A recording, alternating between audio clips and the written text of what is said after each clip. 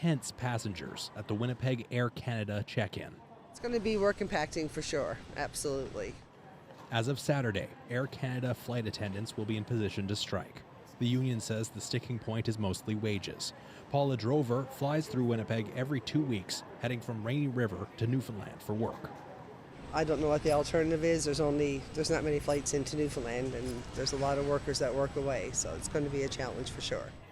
Ottawa resident Jonathan Brown was in Winnipeg visiting in-laws. He and his wife have already had to make new travel plans. Well, it was a concern, so we ended up having to buy book an earlier flight for her.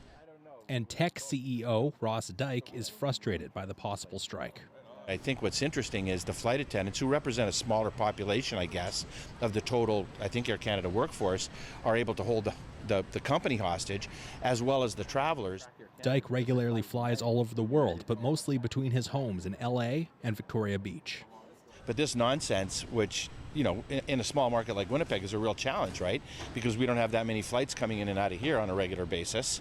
So this is just nonsense for travelers. Manitoba has 374 athletes competing at the Summer Canada Games in Newfoundland and Labrador. The team's chef de mission, Drew Todd, is worried some of the families of those athletes will have a hard time traveling there to watch.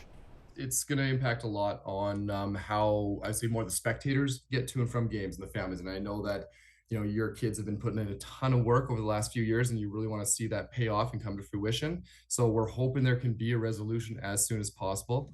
Todd says the athletes themselves are taking unaffected charter flights, but for everyone else, it could be a weekend of headaches at the airport.